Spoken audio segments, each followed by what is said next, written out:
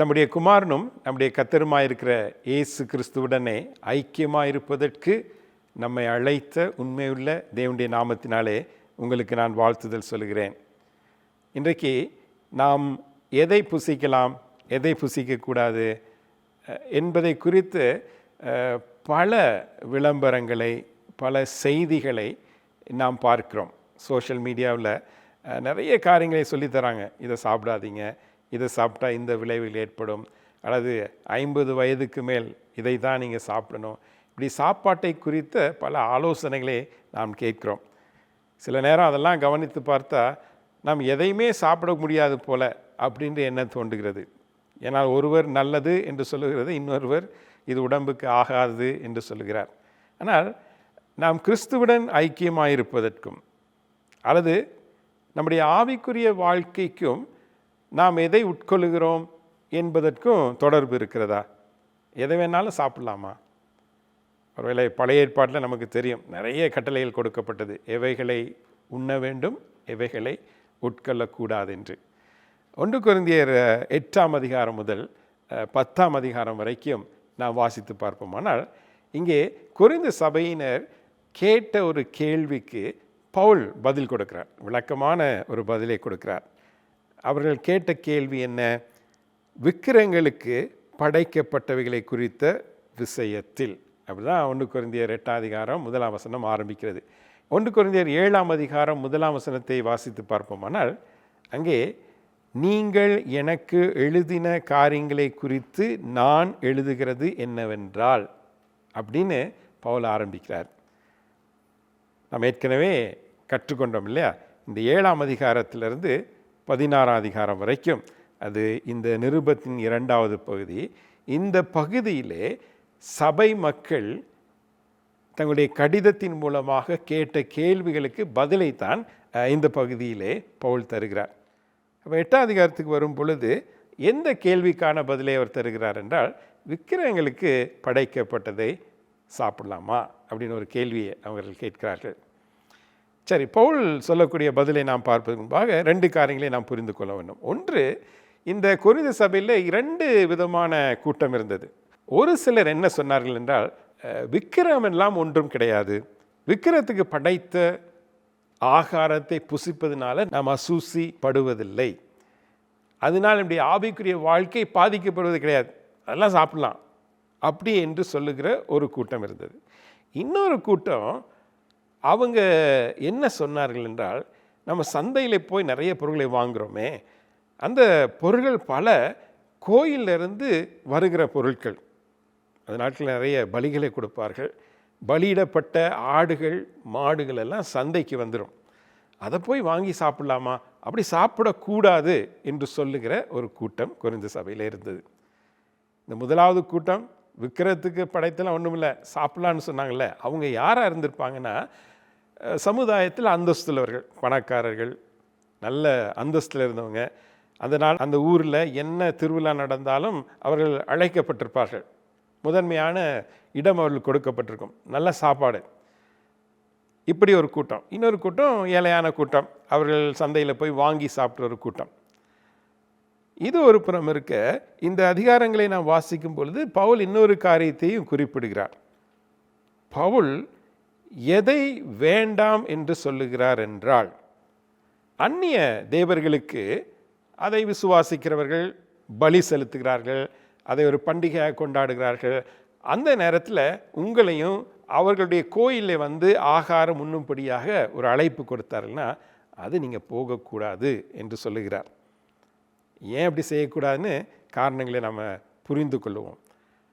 ஆனால் அதே நேரத்தில் அவர் சொல்லுகிற இன்னொரு பதில் என்னவென்றால், நாம் சந்தையில் விற்கப்படுகிற பொருட்களை குறித்து கேள்வி கேட்க வேண்டிய அவசியம் இல்லை. இது எங்கேருந்து வந்தது, இது கோயிலில் உடைக்கப்பட்ட தேங்காயா அப்படின்ற கேள்விகளை நாம் கேட்க வேண்டியதில்லை என்ற ஒரு பதிலையும் அவர் தருகிறார். இந்த 3 அதிகாரங்களில் 8ஆம் அதிகாரமும் 10ஆம் அதிகாரமும் தெளிவாக விக்கிரகங்களுக்கு படைக்கப்பட்டதை குறித்து பேசுகிறது. 9ஆம் அதிகாரத்துக்கு நாம் வரும்பொழுது அங்கே பவுல் தன்னுடைய அதிகாரத்தை குறித்து தான் பேசுகிறார். அப்போஸ்தலனாகிய என்னுடைய அதிகாரங்கள் என்ன, எவையெல்லாம் நான் கிறிஸ்துவுக்காக நான் தியாகம் செய்திருக்கிறேன் என்பதை குறித்து தான் பேசுகிறார். அப்படின்னா ஒரு கேள்வி வரும், விற்கிறதுக்கு படைக்கப்பட்டதற்கும் பவுல் தியாகம் பண்ணதற்கும் என்ன தொடர்பு இருக்கிறது? சரி, நாம் தொடர்ந்து பார்க்கும் பொழுது இதை நீங்கள் புரிந்து கொள்ளுவீங்க என்று நான் எதிர்பார்க்கிறேன். இந்த அதிகாரங்களில் விக்கிரகத்துக்கு படைக்கப்பட்டதை உட்கொள்ளலாமா என்ற கேள்வி தான் கேட்கப்பட்டிருக்குது. ஆனால் அதில் அடிப்படையில் பல சத்தியங்களை நாம் புரிந்து கொள்ள முடியும். முதலாம் வசனத்திலே அவர் சொல்கிறார், 8ஆம் அதிகாரம் 1ஆம் வசனம், அறிவு இருமாப்பை உண்டாக்கும், அன்போ பக்தி விருத்தியை உண்டாக்கும். இந்த 2 வசனங்களில் 1-2 வசனங்கள் அவர் எதை குறிப்பிட்டு காட்டுகிறார் என்றால், நீங்கள் சொல்கிறது சரிதான், விக்கிரம் ஒன்றும் இல்லை, தேவன் ஒருவரே தேவன். இந்த அறிவு நல்லது, மேன்மையானது. ஆனால் அந்த அறிவின் நிமித்தம் நீங்கள் மற்றவர்களை இகழ்வதும் மற்றவர்களை குற்றப்படுத்துவதும் அது சரியல்ல. ஏன்னா அறிவு அநேக வேளையில் எங்களுக்குள்ளாக ஒரு பெருமையை உண்டாக்குகிறது.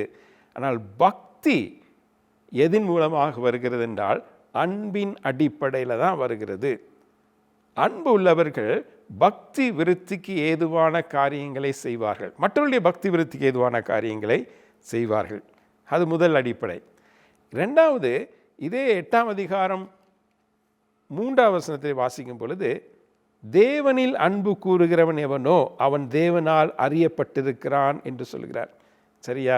விக்கிரங்களுக்கு படைத்ததை சாப்பிடலாமா சாப்பிடக்கூடாதா அந்த அறிவெல்லாம் எனக்கு இருக்குது. எனக்கு கிறிஸ்துவ குறித்து நல்லா தெரியும். 1 கொரிந்தியர் 2 கொரிந்தியர் நிருபங்கள் என்ன கேள்வி கேளுங்க, எல்லாமே எனக்கு தெரியும். சந்தோஷம். ஆனால் எது முக்கியம் என்றால், நாம் தேவனால் அறியப்பட்டிருக்கிறோமா, அதான் முக்கியம். தேவனை குறித்து எனக்கு எல்லாம் தெரியும், அது முக்கியமல்ல. தேவனால் அறியப்பட்டிருக்கிறோமா அப்படின்னா யார் தேவனால் அறியப்பட்டவர்கள்? இந்த வசனம் சொல்லுகிறது, தேவனிடத்தில் அன்பு கூறுகிறவர்கள் தேவனால் அறியப்பட்டவர்கள். இதை ஏன் இங்கே சொல்கிறார் என்றால், தேவனிடத்தில் அன்பு கூறுகிறவன் சகோதரிடத்திலும் சகோதரியிடத்திலும் அன்பு கூறுகிறவனாக இருப்பான். ஆகவே அவன் இந்த ஆகாரத்தை குறித்து, விக்கிரகங்களுக்கு படைக்கப்பட்டதை உட்கொள்ளலாமா வேண்டாம் என்ற ஒரு கேள்விக்கு அவன் சொல்லக்கூடிய பதிலே எதின் அடிப்படையில் வந்ததாக இருக்கும் என்றால், அது அன்பின் அடிப்படையில் வந்ததாக இருக்கும்.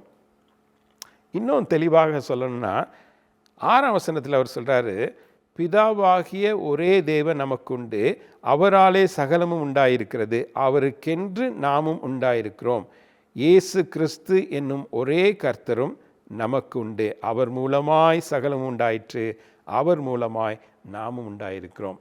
தேவனிடத்தில் அன்பு கூறுகிறவர்கள் அவர்கள் தன்னுடைய வாழ்க்கையில் எந்த தீர்மானங்களை எடுத்தாலும் அது கிறிஸ்துவை மையமாக கொண்டு எடுத்த தீர்மானமாக இருக்கும்.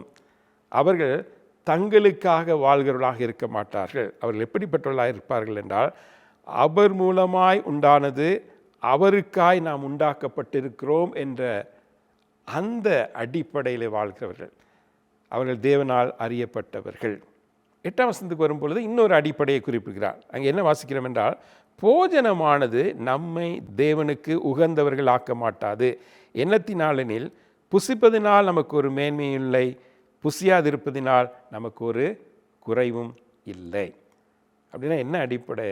நாம் என்ன உட்கொள்கிறோமோ அதன் அடிப்படையிலே நாம் தேவனுக்கு ஏற்புடையவர்களாகவோ அல்லது அவரால் புறக்கணிக்கப்படுவர்களாகவோ மாறுவதில்லை. இதையும் நீங்கள் மனதில் வைத்துக்கொள்ளுங்க. ஆனால் இதற்கு அடுத்ததாக அவர் முக்கியமாக வலியுறுத்துகிற காரியம் என்ன தெரியுமா? உனக்கு அறிவு இருக்குது, எனக்கு இறையில்னா என்னன்னு தெரியும், எதை சாப்பிடணும் எதை சாப்பிடக்கூடாதுலாம் நல்லா தெரியும், அதெல்லாம் சரி தான். நாம் எதில் கவனமாக இருக்கணுமா? 13ஆம் வசனம் சொல்லுகிறது, போஜனம் என் சகோதரனுக்கு இடரல் உண்டாக்கினால் நான் என் சகோதரனுக்கு இடரல் உண்டாக்காதபடிக்கு என்றைக்கு மாம்சம் புசியாதிருப்பேன். இந்த செல்வந்தர்கள் வசதியுடையவர்கள் கோயிலில் போய் சாப்பிட்டா கூட பிரச்சனை இல்லைன்னு சொல்கிறாங்களா? அவர் பாஸ் சொல்கிறாரு, சரிதான், ஆனால் எதை நீங்கள் மறந்துட்டீங்க? அன்பின் அடிப்படையில் வாழ வேண்டும், கிறிஸ்துவை மையமாக கொண்ட ஒரு வாழ்க்கையை வாழ வேண்டும். போஜனம் நம்மை கிறிஸ்துவுக்கு முன்பாக மேன்மையாக மாற்ற முடியாது. இதெல்லாம் மறந்துட்டீங்க. இதை விட எதை முக்கியமாக மறந்துட்டீங்கன்னா, நான் வாழ்வது எனக்காக அல்ல, என் சகோதரனுக்காக வாழ்கிறேன். என்னுடைய செயலின் நிமித்தமாக மற்ற சகோதரர்கள் இடரல் அடையக்கூடாது. 10ஆம் வசனம் சொல்கிறாரு, எப்படி எனில் அறிவுலனாகிய உன்னை விக்கிரக கோயிலே பந்தியிருக்க ஒருவன் கண்டால் பலவீனனாயிருக்கிற அவனுடைய மனசாட்சி விக்கிரகங்களுக்கு படைக்கப்பட்டவைகளை புசிப்பதற்கு துணிவு கொள்ளும் அல்லவா. ஆகவே நீங்கள் மற்றவர்களுக்கு இடரலாய் இராதபடிக்கு புசிக்காதீங்க. இதை தான் இந்த அடிப்படைகள் அவர்களுக்கு சொல்லி தருகிறது. ஆனால் இங்கே ரொம்ப தெளிவாக ஏன் விக்கிரகங்களுக்கு, அதாவது குறிப்பாக அந்த விக்கிரக கோயிலே போய் அவர்கள் கொடுக்கக்கூடிய ஆகாரத்தை வாங்கி புசிக்கக்கூடாது என்று அவர் தெளிவுபடுத்துகிறார். நாம் தேவனுக்குரியவர்கள், நாம் தேவனிடத்தில் அன்பு கூறுகிறவர்கள், ஆகவே சகோதரனிடத்திலும் அன்பு கூறணும். ஆகவே நான் எனக்குன்னு எது உரிமை, இது என்னுடைய அதிகாரம், இது என்னுடைய சுதந்திரம் என்று நினைக்கிறேனோ அவைகளையும் விட்டு கொடுக்க வேண்டும். 8ஆம் அதிகாரம் 13ஆம் வசனத்தில் இதை விட்டு கொடுக்கணும்னு கற்றுக் கொடுத்த பவுல் 9ஆம் அதிகாரத்தில் கிறிஸ்துவின் சுவிசேஷத்திற்காக தான் எதையெல்லாம் அர்ப்பணம் செய்தேன் என்பதை விளக்கி சொல்கிறார். அதான் 9ஆம் அதிகாரம். இதுக்குரிய தொடர்பு அதுதான். உனக்கு உரிமை இருக்குதான், நீ எதை வேணாலும் சாப்பிட்லாம், ஆனாலும் உன் சகோதரனுக்காக இதை விட்டுக்கொடு அப்படின்னு சொல்லிட்டு தன்னை உதாரணமாக வைக்கிறார் 9ஆம் அதிகாரத்திலே. சுவிசேஷத்தின் நிமித்தமாக நான் இதையெல்லாம் இழந்திருக்கிறேன். எல்லா வசனங்களையும் வாசிப்பதற்கு நமக்கு நேரம் இல்லை. ஆனால் நாம் 1ஆம் வசனத்திலிருந்து வாசிப்போமானால் அவர் எதை குறித்து இங்கே பேசுகிறார் என்றால், அப்போஸ்தலனாகி எனக்கு இருக்கக்கூடிய ஒரு உரிமை, அது என்ன தெரியுமா? ஞான நன்மைகளை விதைக்கிற நான் உங்களிடத்திலிருந்து சரீர நன்மைகளை பெற்றுக்கொள்ளுகிற உரிமை எனக்கு உண்டு. அப்படி நான் ஊழியம் செய்கிற எனக்கு உங்களுடைய காணிக்கையை பெற்றுக்கொண்டு, உங்களுடைய தசம பாகங்களை பெற்றுக்கொண்டு, உங்களுடைய பொருளாதார உதவிகளை பெற்றுக்கொள்கிற உரிமை எனக்கு இருக்கிறது. ஆனால் நான் அப்படி செய்யலை, அதெல்லாம் விட்டுட்டேன். ஏன் விட்டுட்டேன் தெரியுமா? அதற்கு சில காரியங்களை அவர் சொல்கிறார். 12ஆம் வசனத்தில் அவர் சொல்கிறாரு, கிறிஸ்துவின் சுவிசேஷத்திற்கு யாதொரு தடையும் உண்டாகாதபடிக்கு நாங்கள் இந்த அதிகாரத்தை செலுத்தாமல் எல்லா பாடுபடுகிறோன்னு சொல்ல. ஏன் தெரியுமா? அவர் தன்னுடைய சொந்த கைகளினாலே வேலை செய்து, கூடார தொழில் செய்து, அந்த வருமானத்தினாலே தன்னுடைய ஆகாரத்தை செலவுகளை பார்த்து கொண்டே சுவிசேஷ ஊழியத்தை செய்தார். 18 மாதங்கள் அப்படி தான் அவர் கொரிந்து பட்டணத்திலே ஊழியம் செய்தார் என்று நாம் பார்க்கிறோம். 15ஆம் வசனத்தில் இன்னொரு காரியத்தை குறிப்பிடுகிறார். என் மேன்மை பாராட்டலை ஒருவனும் அபத்தமாக்குறதை பார்க்கிலும் சாகிறது எனக்கு நலமாயிருக்கும். எனக்கு உண்டாயிருக்கிற காரியங்கள்லாம் இது நாங்கள் கொடுத்த காணிக்கை தானேன்னு மற்றவன் சொல்வது அது எனக்கு பெரிய ஒரு அவமானமாக இருக்கும். ஆகவே நான் காணிக்கை வாங்காமல் ஊழியம் செய்கிறேன். சுவிசேஷத்துக்கு தடை வந்துடக்கூடாது, என்னுடைய சாட்சி களங்கப்பட்டுடக்கூடாதுன்னு இவைகளை நான் விட்டு கொடுத்தேன் என்று அவர் சொல்லுகிறார். அது மாத்திரம் இல்லை, நீங்கள் 16ஆம் வசனம் முதல் 18ஆம் வசனம் வரைக்கும் வாசித்து பார்ப்பீங்கன்னா அவர் சொல்கிறாரு, என்னுடைய பலன் என்ன தெரியுமா? சுவிசேஷத்தை பிரசங்கிக்கிறது தான் எனக்கு பலன். அதுவும் சுதந்திரமாய் எந்த பொருளும் பெற்றுக்கொள்ளாமல் சுவிசேஷத்தை பிரசங்கிப்பது தான் எனக்கு கிடைத்திருக்கிற பலன். ஏன்னா சுவிசேஷத்தை நான் பிரசங்கிக்காவிட்டால் எனக்கு ஐயோ. 16ஆம் வசனம் ரொம்ப தெளிவாக சொல்லியிருக்கிறார். சரி, எவைகளை விட்டு கொடுத்தாரு? சுதந்திரம், அதிகாரம். என்ன அதிகாரம்?